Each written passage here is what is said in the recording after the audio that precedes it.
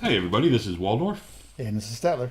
and now we're going to talk about flexibility of light troops. Yes. Light troops is the key here.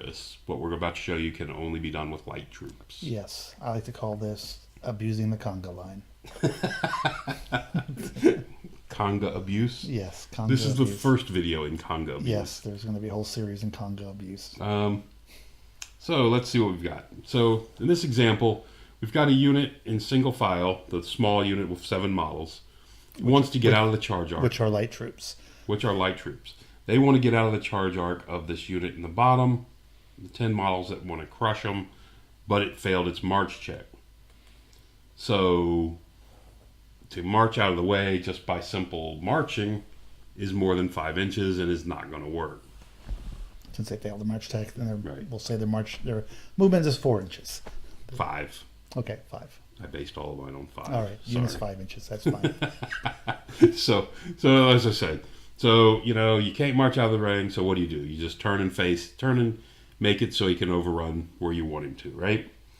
Well, let's try something else.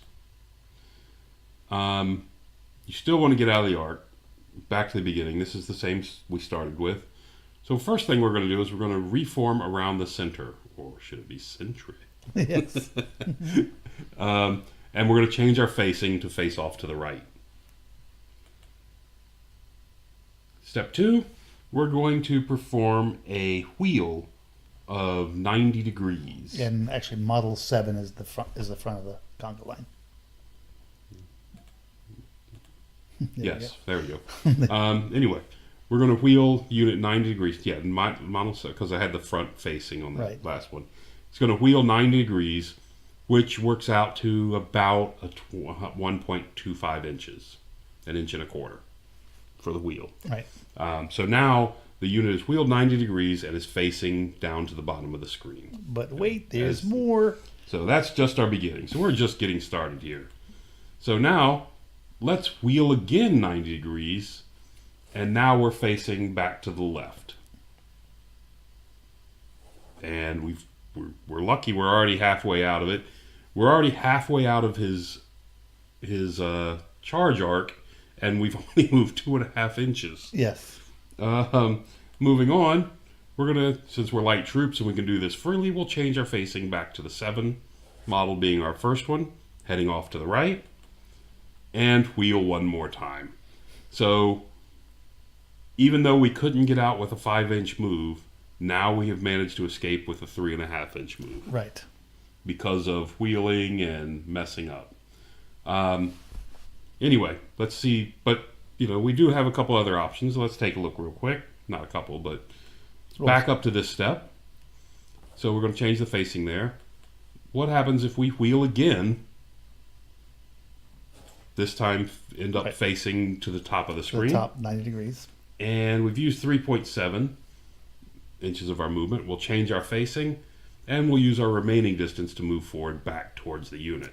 And that's just so we can Get closer if we need range. and because we still have to manage the maximum distance moved by models, Correct. and you can do whatever you want in between as long as you end up in the right spot. Right. So we'll end our movement here, right there, and as I'm within 10 inches of move of each one of these models because I can measure them independently. And each model, even though 7 started here on the bottom and ended up here, it doesn't really matter. It's just how you can call it however you want because they can switch places inside the unit. So basically each one has moved less, and in addition to that, not only have we managed to get out of the spot, we've also set up a flank charge, and we can shoot them if we want to. Yep. So just a little, I guess you call it a conga line trick. Yes. It would work just as well with a unit. It doesn't work. Sorry, I'm misspeaking. If it's a unit too wide, it's more difficult because those pivots. The wheels are longer because you're wider. So it makes the maneuver a little bit more difficult. That's why the conga line is effective. That's why it helps on Yes. the conga line. All right. And then the little caveat down the bottom. This maneuver was brought to my attention by a very good player who wished to remain anonymous. There you go. All right. So there you go. There's a nice little trick you can pull on your opponent if you don't mind him throwing something at you. And punching in the face.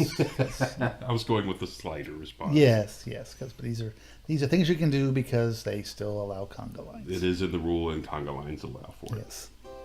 All right. Thanks for listening. Till next time.